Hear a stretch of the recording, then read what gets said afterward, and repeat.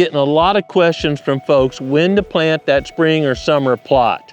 Man, it's tempting. It's a beautiful day here at the Proving Grounds today, but I believe there's another cold spell coming. I can remember too many times during youth turkey season, we're all bundled up or, snowing on the kids sitting out there.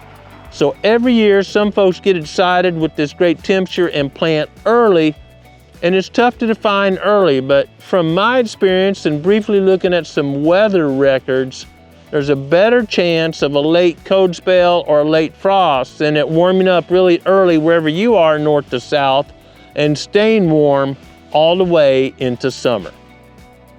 That doesn't mean you hold off ordering seed. You want to have the seed, at least I do, ready, stored in a dry, cool location, so when the conditions do get right, I'm ready to roll and plant. You need to be calling Colton like I do at Green Cover and get that seed on order.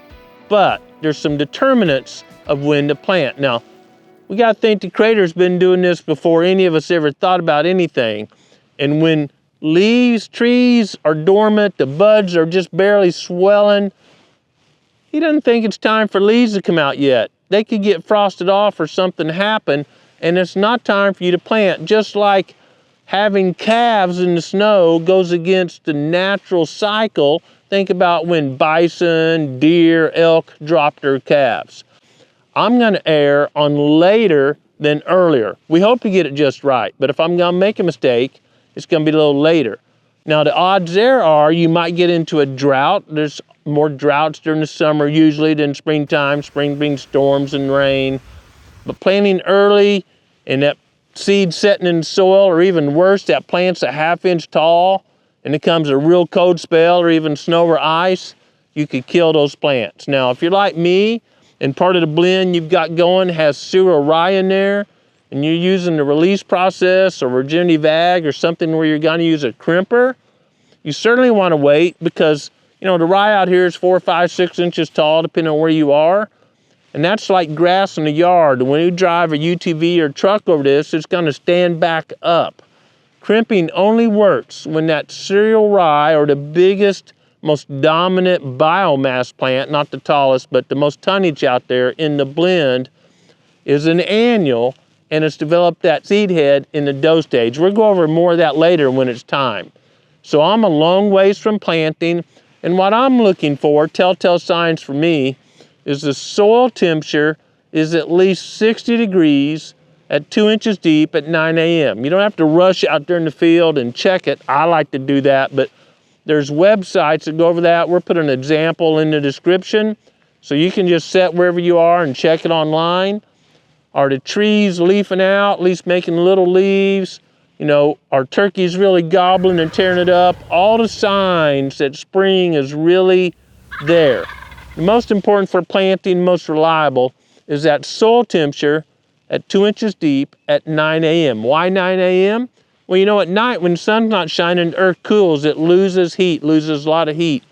And even though the sun comes up before 9 a.m., it takes a while for the sun's energy, the sun is high enough to put enough energy out to warm up the ground versus it's still cooling. And that happens to be about 9 a.m. So 2 inches deep, 9 a.m., check soil temperature. You want it 60 degrees, a little bit less, a little bit more. And if you're really a pro with this, you look at the weather forecast for a couple of states west of you. Most of our weather comes from the west, maybe southwest, northwest, depending on where you are.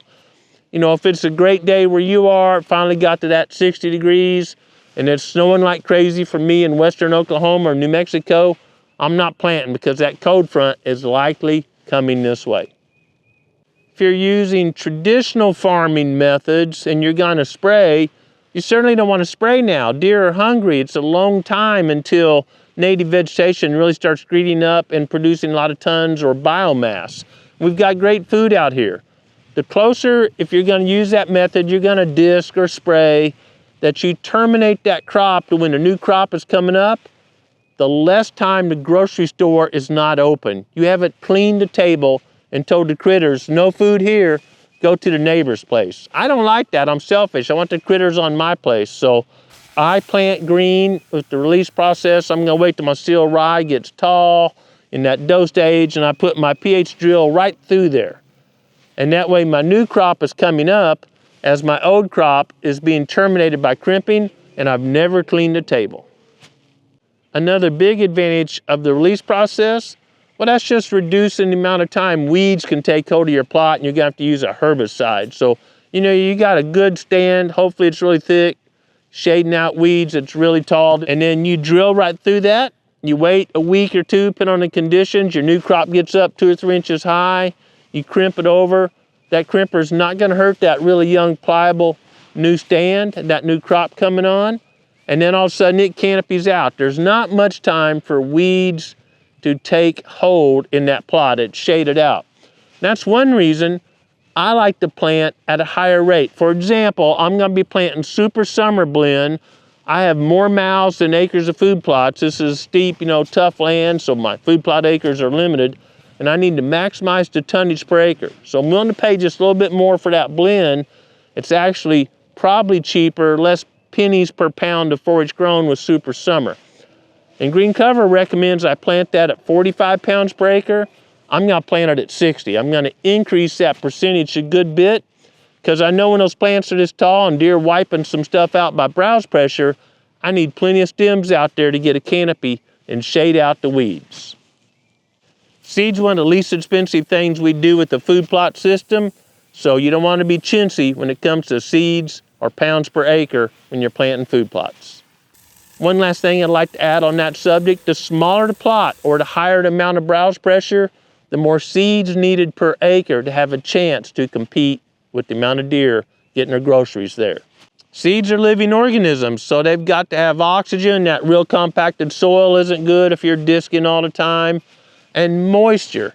They gotta have moisture. That seed's gonna swell with moisture to germinate.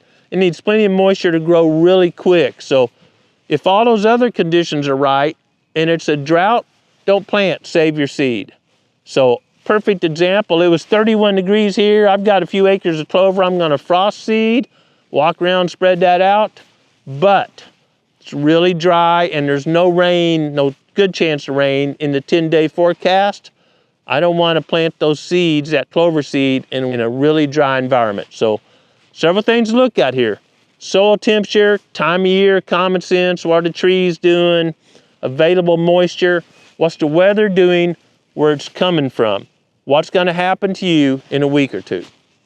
Frost seeding clover, the reason you can plant it early, it's a real small, hard seed, several varieties of clover.